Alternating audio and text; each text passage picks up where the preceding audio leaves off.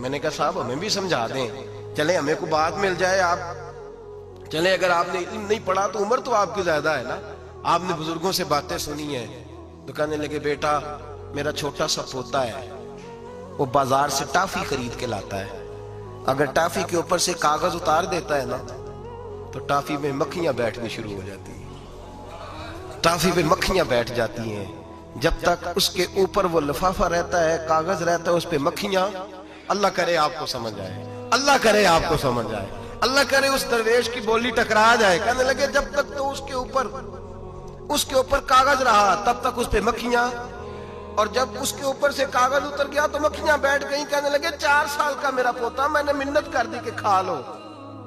کہنے لگا میں نہیں کھاتا, اس پہ مکھیاں بیٹھ گئی ہیں, میں نہیں کھاتا, گندی ہو گئی ہے, میں نے یہ ٹافی نہیں کھانی. کہنے لگے میں بوڑھا آدمی دوبارہ دکان پہ گیا, جدوجہد کر کے نئی ٹافی لایا, بیٹے کو کہا کھا لو. اب اس نے کھائی. کہنے لگے مجھے سمجھ میں آ گئی, جو بی بی پردہ کرے گی اس پہ مکھیاں نہیں بیٹھیں گی, جو عورت پردہ کرے گی اس پہ مکھیاں, اور اگر اس پہ مکھیاں بیٹھ گئیں تو پھر وہ کسی کے لیے قابل قبول ہے. اور اگر پردے میں چھپی رہی, اور بھائی قیمتی چیزوں کو غلاف چڑھتے ہیں. کسی نے کبھی کیمسٹری غلاف پہ نہیں چھپائی, فزکس نہیں چھپائی, کبھی کسی شاعر ادیب نے اپنا لکھا ہوا شاعری کا کلام نہیں چھپایا. غلاف جب بھی چڑھتا ہے قرآن پاک کو ہی چڑھتا ہے. میرے بھائی کروڑوں اور اربوں اور خربوں کا مکان بنا کے لوگ اس کو غلاف نہیں چڑھاتے. غلاف جب بھی چڑھتا ہے بیت اللہ کو ہی چڑھتا ہے. جو چیز قیمتی ہوتی ہے وہ غلاف پہ ہوتی ہے. میری بہنوں, میری بیٹیوں, اگر تم اپنے آپ کو قیمتی بنانا چاہتی ہو تو غلاف میں چھپ جاؤ, تمہاری قیمت بڑھ جائے گی, تمہارا وقار بڑھ جائے گا, تمہاری عظمت بڑھ جائے گی. میرے حبیب نے فرمایا جتنی گھر کے اندر رہو گی, دنیا تو دنیا رہی, اللہ کی نظر میں تمہاری قیمت بڑھ جائے گی. رب کریم کی نگاہ میں تمہارا وقار بڑھ جائے گا, اللہ کی نظر میں تمہاری عظمت بڑھ جائے گی. اور جب عورت نکلتی ہے, جب وہ گھر سے نکلتی ہے, میرے حبیب کریم علیہ السلام نے فرمایا عورت چھپانے کی چیز ہے, چھپانے کی چیز ہے, چھپانے کی یہ قیمتی ہے, یہ خزانہ ہے, اسے چھپا کے رکھو. فرمایا جب یہ گھر سے نکلتی ہے, فرمایا اور کوئی دیکھے نہ دیکھے, شیطان اسے دیکھتا ہے, شیطان وسوسہ اندوزی کرتا ہے, شیطان اسے دیکھتا ہے. اور حبیب کریم سید عالم صلی اللہ تعالی علیہ وسلم جب بات کرتے تھے, جب لفظ بیان کرتے تھے, محتاج جملے بولتے تھے, بڑا کم, رحمت للعالمین نبی کی زبان سے بڑا کم سخت جملے نکلتے تھے. میرے حبیب نے لفظ ادا کیے سخت جملے. میرے کریم نے فرمایا جو عورت, یہ جو مائیں بہنیں سن رہی ہیں خدا را آگے پہنچائیں, آپ بھی گھر میں جائیں تو یہ والا باز اپنے گھر میں پہنچائیں, سنائیں, خدا را سنائیں, خدا را.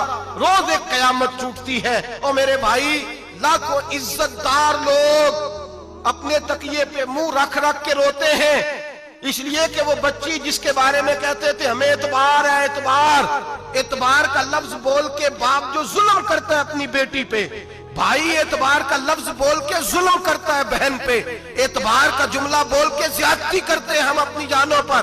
حضرت جنید بغدادی صوفیاء کے سرخیل صوفیاء کے, ان سے ایک شخص کہنے لگا مجھے بیٹی پہ اعتبار ہے, میں اس کو فلاں جگہ داخل نہ کرا دوں, پڑھ لے. آپ فرمانے لگے تجھے اعتبار ہے تو کیا اللہ کے رسول کو اعتبار نہیں تھا؟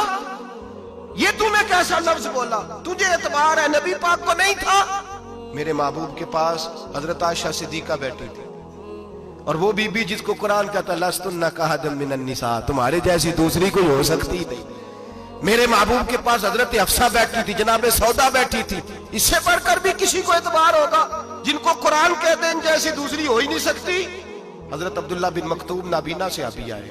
او بھائی نابینا, دل کی آنکھیں کھول کے سنو, نابینا سے ابھی نابینا آنکھوں سے نظر نہیں آتا. حضور کی بارگاہ میں آئے, مجھے اعتبار ہے بیٹی پہ, مجھے اعتبار ہے, سندل کی بنی ہوئی بیٹی ہے, حور ہے تیری بیٹی, اس کے قریب گناہ نہیں جاتا. یہ تو زیادتی کر رہا ہے اپنی بیٹی پہ, یہ جملہ بول کے تو ظلم کر رہا ہے, تو ظالم اور فاجر ہو گیا جب تو نے یہ کہا کہ مجھے اعتبار ہے. میرے حبیب پاک سے بڑھ کر کس کو اعتبار ہوگا؟ میرے کریم رسول سید عالم نور مجسم صلی اللہ تعالی علیہ وسلم نے فرمایا حضرت عائشہ تھی, حضرت حفصہ تھی, حضرت سودا تھی. عبداللہ ابن مکتوم نابینا آئے تو میرے نبی نے فرمایا بیبیوں پردہ کرو, بیبیوں بول کے بتائیے بیبیوں، سارے بولیے بیبیوں. اللہ کرے یہ آواز گونج جائے پورے معاشرے میں. بیبیوں، میرے نبی نے جملہ کہا بیبیوں پردہ کر لو، پردہ کرو، نظریں جھکاؤ، نقاب اوڑھو. ایک زوجہ بولی حضور انہیں تو نظر نہیں آتا، وہ تو بیچارے نابینے ہیں. ترمذی میں حبیب پاک کے لفظ سنیے، یا رسول اللہ انہیں تو نظر نہیں آتا. میرے رسول نے فرمایا تمہیں تو نظر آتا ہے نا، تم تو اندھی نہیں نا. وہ ایک مرد آیا ہے، وہ ایک صحابی آیا ہے، تمہیں تو نظر آتا ہے، تمہاری آنکھیں تو ہے. اسے فتنہ آئے نہ آئے تمہیں نظر آتا ہے.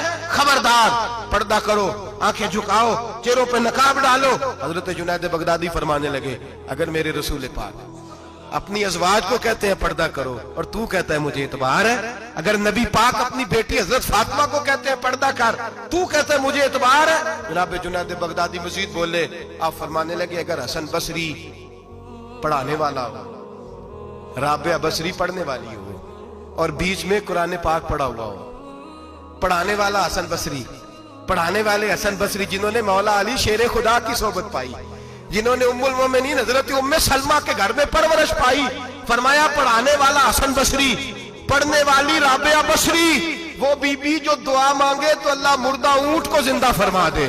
فرمایا پڑھانے والا حسن بصری ہو، پڑھنے والے رابعہ بصری ہو، اور جو پڑھا جائے وہ قرآن ہو. فرمایا قسم اللہ کی عزت کی میں پھر بھی انہیں پڑھنے پڑھانے کی اجازت نہیں دیتا، میں پھر بھی انہیں تنہائی میں بیٹھنے کی اجازت نہیں دیتا، میں پھر بھی انہیں اکیلے رہنے کی اجازت نہیں دیتا.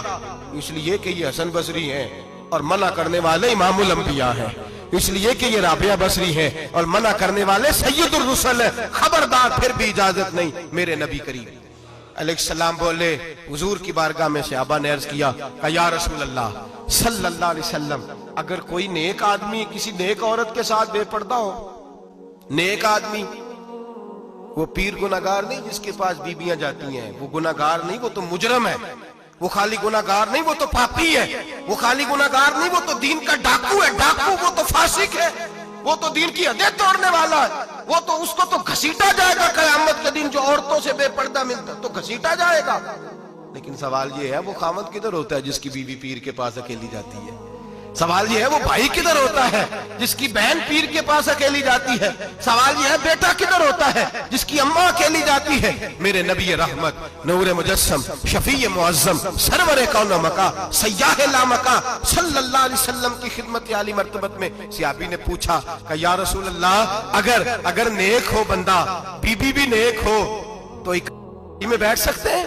اعلیٰ حضرت نے فرمایا اگر عورت دین سیکھنے چاہے پیر کے پاس جائے تو اپنے خاوند کے ساتھ جائے، اپنے بھائی کے ساتھ جائے، پھر بھی پردے میں بیٹھے، دور بیٹھے، آواز کے ساتھ بات کو سمجھے، لیکن اس کو تنہائی کرنے کی اجازت کسی کو بھی اجازت ہے، وہ چاہے جو مرضی بھی ہو، کوئی بھی ہو. بڑی کھلی بات کر رہا ہوں. میرے حبیب پاک سے پوچھا حضور اگر مرد عورت نیک ہو پھر بھی تنہا نہیں بیٹھ سکتے؟ میرے محبوب نے فرمایا اگر زکریا کے بیٹے یحییٰ ہو اور عیسیٰ کی والدہ مریم ہو تو پھر بھی میں انہیں تنہا رہنے کی اجازت نہیں دیتا، پھر بھی انہیں تنہا رہنے کی میں اجازت نہیں دیتا، پھر بھی اجازت نہیں ہے. جب میرے رسول پاک صلی اللہ علیہ وسلم نے اتنی پابندی لگا دی، جب بات حضرت حسن بصری اور رابعہ بصری کی آ گئی، جب بات جناب مریم سلام اللہ علیہا اور جناب سیدنا زکریا علیہ السلام کی آ گئی، جب یہاں تک بات پہنچ گئی تو پھر تو ماڈرن ہے، پھر تو زیادہ اعتبار والا ہے کہ تیری بیٹی یونیورسٹی ڈرائیور کے ساتھ جاتی ہے. پھر تو نے کہاں سے وہ اس کے اندر نور بھر دیا ہے کہ تیری بیٹی اکیلی گھومتی ہے؟ پھر کہاں تو نے یہ بات سمجھ لیا ہے کہ تیری بچی جہاں مرضی تنہا رہتی ہے؟ پھر تو کہاں سے وہ قوت لایا؟ یہ تعلیم ہے.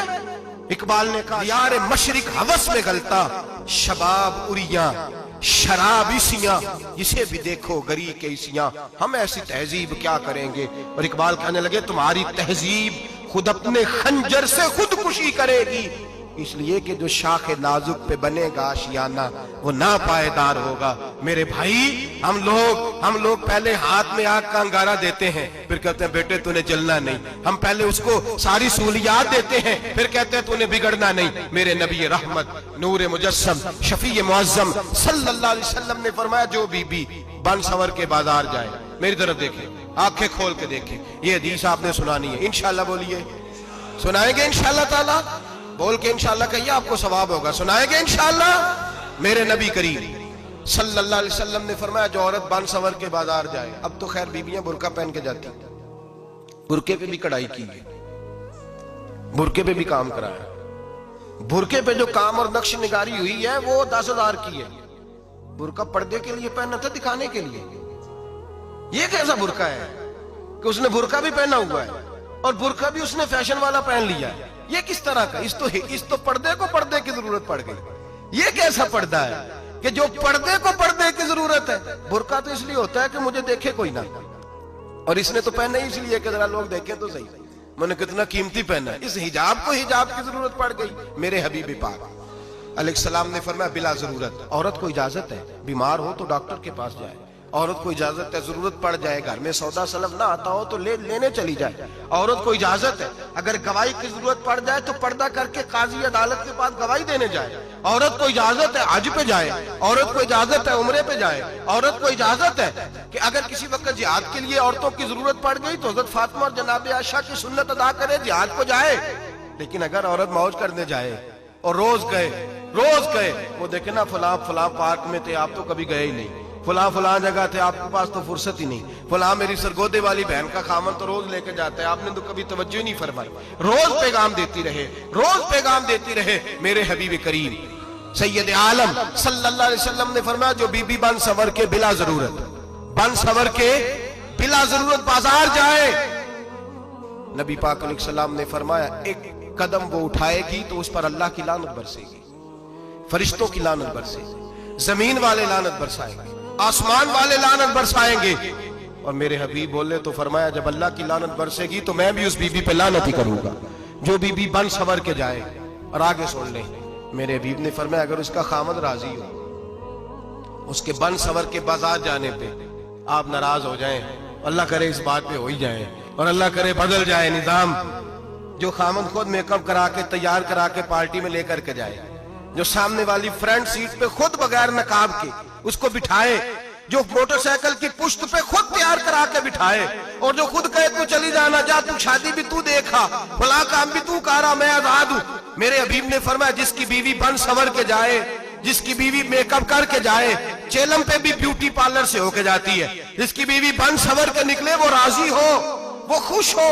بعض ایسے منع کرتے ہیں ناراض ہوتے ہیں, وہ گناہ صرف عورت کے ذمے ہے. لیکن اگر عورت بن سنور کے نکل رہی ہے اور خامد راضی ہے, وہ کہتا ہے ہاں ہم ماڈرن ہیں, ہم جدید دور کے ہیں, ہاں جدت اسی کا نام ہے, ہاں تو لوگوں کو پتا کیسے چلے گا ہمارے پاس پیسے ہیں, کیسے پتا چلے گا کہ 3 گاڑیاں ایک ابا جی کے پاس ہے, ایک بیٹی کے پاس ہے, ایک بیوی کے پاس ہے, کیسے پتا چلے گا کہ ہم بہت تعلقات والے ہیں, ابا جی فلاں شادی پہ, بیٹی فلاں گھر میں اور بیوی فلاں گھر چلی گئی, ہمارے تعلقات زیادہ ہیں اس لیے ہمیں زیادہ جانا پڑتا ہے. میرے حبیب کریم علیہ السلام نے فرمایا عورت بن سنور کے جائے خامد راضی ہو, وہ جتنے قدم اٹھائے گی اتنے ہی اپنے خامد کے لیے جہنم میں مکان تعمیر کرے گی.